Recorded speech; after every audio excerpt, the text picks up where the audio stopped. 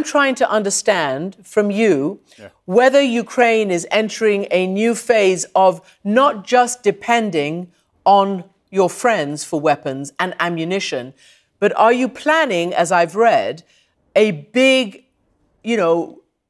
build-up of your own in terms of manufacturing, of ammunition, weapon systems, and the like? I will just to explain you the logic behind. As Russia always alleges us as a failed state and always alleges us in corruption, we want to say to our partners that we are very transparent and we're going to make the procurement, contract management, logistics very transparent.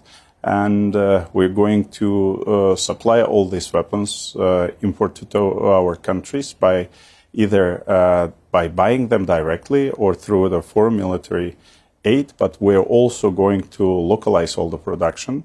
Don't want to go to details, but this is supply chain management risk assessment that we need to localize as much as we can so that we'll have sufficient facilities to have the weapons we need for the occupation of our territories. Can I ask you a little bit about strategy? A lot has been reported about your own, your own origins. You are Tatar from Crimea. This is your homeland. And as you know, and as we've reported, quite a lot of Ukrainian effort has gone into, striking and targeting Russian facilities in occupied Crimea, annexed Crimea. How important is that for you personally and for the counteroffensive? I'm Ukrainian of Crimean Tatar origin. And of course, as a person who was born in exile, in deportation, and have felt the hardship myself, being a refugee or internally displaced person, of course, I feel heartbroken that for almost 10 years I'm away from my homeland.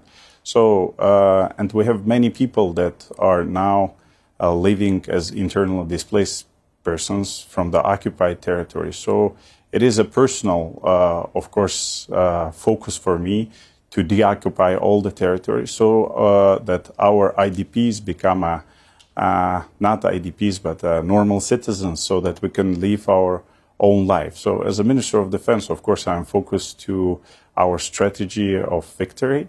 I'm focused to supplying all whatever needed to our soldiers, but at the same time, I will be feeling happy if I'll go back home.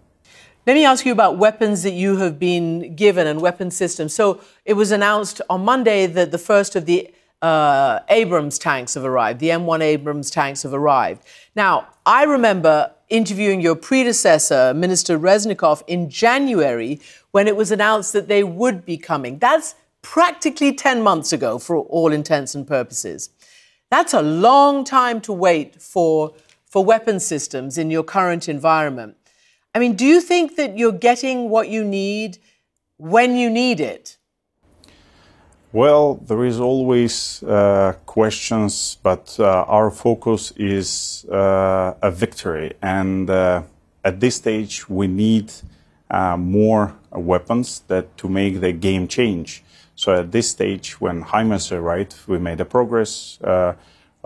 When tanks came, we made a progress, and soon, hopefully, the jets will come and we will make progress. That's why this war, this strategy of victory needs to be put as a priority, and we need these weapons to regain the territories and have advantage on the battlefield. What is the game plan? What is the end game? And how long is this going to go on? End game is that when we reach our internationally recognized borders, we bring Russia to justice and regain our old territories. So the focus should be the winning Russia on our grounds and to make them accountable for all the damages and atrocities they've done. So we need to understand that the people should be helping Ukraine because it's for the national security reasons of their own countries, because Russia will not stop. It will go and go and go. It has been all the centuries for the last 300 years. It was expansion, it was brutality, it was killings. So Ukraine is defending the values that people share, the independence, the sovereignty, the human rights. So we want our people to be happy and be a part of European Union and NATO. So that's why we defend our own values. President Zelensky have given the world-class, I would say, the example of resistance, and it gives big hope to people, an example of courage, an example of retaliation and resistance. So these values are shared by most of our peoples and with most of our partners. So this war should end only with one conditions: when we regain all of our territories and we regain and free people. Why? Because, as I said, Russia should be taken accountable for what it caused to the world order, and that's probably the answer when it will finish. But our focus and priority is to finish this war as soon as possible with victory and make them accountable for what they did.